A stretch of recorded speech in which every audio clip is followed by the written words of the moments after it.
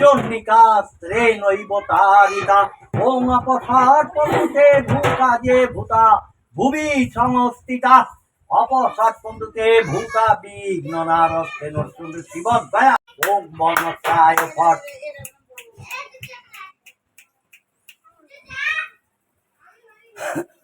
ওং রং সুহং হং সা হরি ওম। তো বন্ধুরা দেখো আমাদের পুজো শুরু হয়ে গেছে আর ব্রাহ্মণ মশাই পুজো করছেন। এই ব্রাহ্মণ মশাই কিন্তু খুব সুন্দর পুজো করতেন আর এনার পুজো আমাদের খুব ভালো লাগতো। তো যাই হোক সামনের বছর থেকে ইনি আর পুজো করতে পারবেন না, ইনি হঠাৎ করেই পরলোকে গমন করেছেন। তো আমাদের পুজো দেখতে দেখতে প্রায় 50 বছরের কাছে চলে এলো। আর দেখো মাকে সাজানো হয়েছে, কীরকম লাগছে তোমরা অবশ্যই কমেন্ট করে বলো। আর মায়ের কাছে একটাই প্রার্থনা, সবাইকে যেন মা ভালো রাখে, সুস্থ রাখে।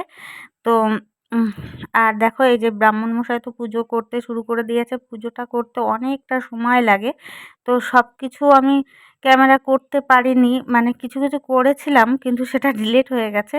তো যাই হোক যেটুকু আছে সেটুকুই শেয়ার করছি। আর এই যে আমাদের সব থেকে বড় বাবা বসে পড়েছেন আর পুজো দিতে দিতে দেখো অ আর রসই দীর্ঘই সব লিখে ফেললো।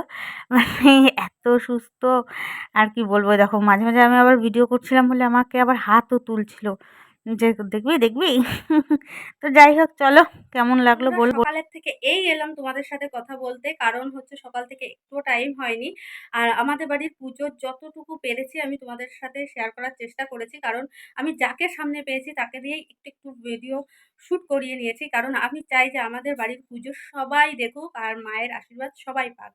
তো দেখো দেখতেই পাচ্ছ চোখ মুখের অবস্থা কি, সারাদিন উপোস আর এই কয়েকদিন হাড় ভাঙা খাটুনির পরে এখন পুজো শেষ হলো আর এখন হবে। আর আমি বারবার আয়নার দিকে দেখছি, কারণ হচ্ছে আমি দেখছি যে আয়নায় ঠিক কেমন লাগছে আমাকে। তো যাই হোক দেখো আমি এখন এই হলুদ শাড়িটা পরে পুজো দিলাম আর সকালবেলা একটা নতুন শাড়ি পরেছিলাম, আবার তার আগে একটা নাইটিও পরে দিয়েছিলাম।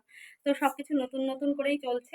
তো চলো এখন যাওয়া যাক আবার ওই বাড়ির দিকে, কারণ বাড়ি এসেছিলাম ফোনটা নিতে আর বাবুর জন্য একটা গুঁড়োর কোটো। তো চলো ওখানে যাওয়া যাক। তো বন্ধুরা দেখো পুজোর পরে আমাদের মাকে কেমন লাগছে। আমার তো খুবই ভালো লাগে, মায়ের দিক থেকে আমি একদম চোখ ফেরাতে পারি না। তো এখন যেতে হবে অন্যান্য কাজে, কারণ আমাদের বাড়ির পুজোয় প্রচুর নিয়ম, কারণ আমরা সারা দিনে ঝাঁটা ব্যবহার করতে পারি না।